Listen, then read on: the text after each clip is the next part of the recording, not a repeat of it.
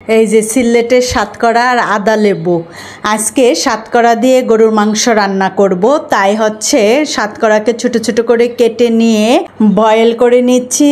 আর এই যে গরুর মাংস ধুয়ে প্রেসার কুকারে নিয়ে নিলাম, কারণ গরুর মাংস তো সাতকরা দিয়ে রান্না করব। আর করে নেব খিচুড়ি। আর তাই হচ্ছে গরুর মাংসটাকে একবারে মাখিয়ে বসিয়ে দিব, সেই জন্য পরিমাণ মতো তেল এবং সকল প্রকার স্পাইসি দিয়ে একবারে মাখিয়ে বসিয়ে দিব। তাইলে হচ্ছে তাড়াতাড়ি রান্নাটা হবে, কারণ গ্যাস তো থাকে না আমার বাসায় দুপুরবেলা। এখন পেঁয়াজগুলি দিয়ে ভালো করে মাখিয়ে বসিয়ে দিব একবারে। আর হচ্ছে এইদিকে ঢাকায় মুষলধারে বৃষ্টি হচ্ছে। আজকে হুট করেই বৃষ্টিটা আসলো, কয়েকদিন তো প্রচুর গরম ছিল।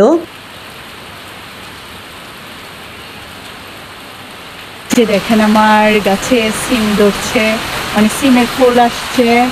এই যে আরো অনেক ফুল আসছিল, ধরে গেছে। এখানে এই যে সিম, খুবই ভালো লাগছে সিমগুলি দেখে এবং সিমের ফুল দেখে। আর সকাল সকালে বারান্দায় আজকে আসলাম বৃষ্টি দেখার জন্যে। এসেই যখন দেখলাম যে সিমের ফুলগুলি দেখে মনটা ভরে গেল। তো আমার গরুর মাংসটা ভালো করে মাখানো শেষ। এখন আমি হচ্ছে এটা বসিয়ে দিব। তো গ্যাস না থাকার কারণে দুটি বার্নার জ্বালানো যাচ্ছে না, একটিতেই। এদিকে হচ্ছে সাতকরা বয়েল হয়ে যাওয়াতে সাতকরা নামিয়ে ওইখানে নিবু নিবু আগুনে গরুর মাংস বসিয়ে দিলাম। আর গরুর মাংস তো সাধারণত নিবু নিবু আগুনেই ভালো হয়, টেস্ট বাড়ে। আর এদিকে ইন্ডাকশানে গরম পানি বসিয়ে রেখেছিলাম খিচুড়ির জন্যে। গরম পানিটা দিলে তাড়াতাড়ি হয়ে যাবে এবং খিচুড়িটাও ভালো হয়। আর এখন ইন্ডাকশানে আমি খিচুড়িটা বসিয়ে দিব। তো খিচুড়িটা আমি গানে বাঙ্গা বুনিয়াদের সরিষার তেলটা নিয়েছি, সরিষার তেল দিয়ে করব, তার ফ্লেভারটা ভালো। আর খিচুড়িটাও মাখিয়ে বসিয়ে দিব, মানে ফাঁকিবাজি রান্না বলি আমি এটাকে, যখন খিচুড়ি মাখিয়ে বসিয়ে দেই। এটা খুবই ঝটপট তাড়াতাড়ি হয়, মানে খুবই তাড়াতাড়ি রান্না করা আমার আজকের জন্য খুবই দরকার। সেই জন্যে, কারণ আজকে রান্নাটা অ্যাকচুয়ালি শুধু যে বৃষ্টির জন্যে তা না, মানে আমার ফ্ল্যাটটা হচ্ছে 8 তলা, আর 7 তলায় হচ্ছে মানে বাংলাদেশ ইউনিভার্সিটি টিচার থাকেন ইব্রাহিম ভাই। তো ওনার আম্মা আছেন প্রায় 80-র উপরে বয়স। তো খালাম্মা হঠাৎ করে খুবই অসুস্থ হয়ে পড়েছেন, ওনার খুব বড় ধরনের একটি রোগ ধরা পড়লো। তো গতকালকে রাতে 10টার দিকে যখন আমি খালাম্মাকে দেখতে যাই, তখন খালাম্মা বলতেছে যে আমার অবস্থা ভালো না, আমি কখন মারা যাই ঠিক নাই, আমার উপরে কোনো দাবি টাবি রেখো না, মনে কষ্ট দিলে মাপ করে দিও। মানে এটা শুনে এত খারাপ লাগলো।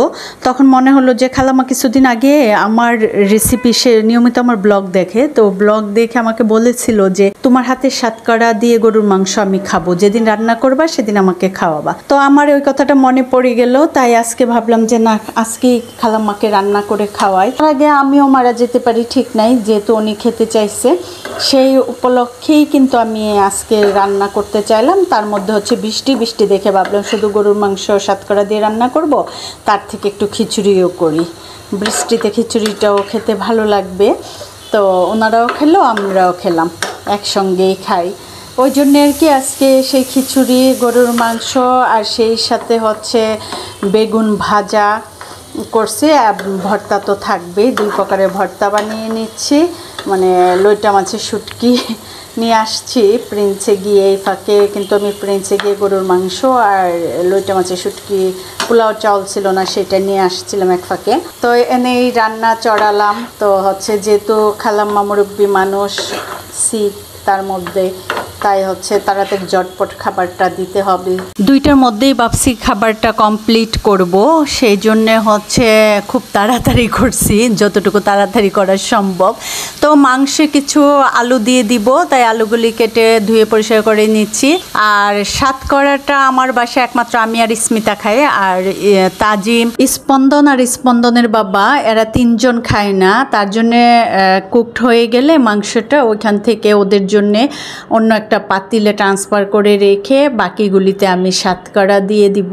তো এইদিকে আমার খিচুড়িটা অলমোস্ট হয়ে গিয়েছে, এখন দমে দিতে হবে। দমে দিলে বাকিটা কুকড হয়ে যাবে, তার জন্য হচ্ছে আমি যেহেতু বার্নারে একদমই আগুন কম, তাই বার্নারে নিয়ে আসলাম আর মাংসটাকে ইন্ডাকশানে নিয়ে আসলাম, কারণ ইন্ডাকশানে হিট তো বেশি, তাড়াতাড়ি হবে। তো আপনাদের সাথে বকবক করতে করতে অলরেডি কিন্তু আমার মাংস রান্না কমপ্লিট, তাই আমি আলাদা করে নিচ্ছি সাতকরা দেওয়ার জন্য। তো আলাদা করে নিয়ে এই যে দেখেন আমি এখন সাতকরা দিয়ে দিচ্ছি, আর সাতকরাটা দিয়েই আমি 5 মিনিটের মতো কুকড করে নিচ্ছি, যেহেতু সাতকরাটা আগের থেকেই বয়েল করা, কাজে হচ্ছে বেশিক্ষণ এটাকে কুকড করতে হবে না। তো আমি 5 মিনিট কুকড করে নামিয়ে নিলাম।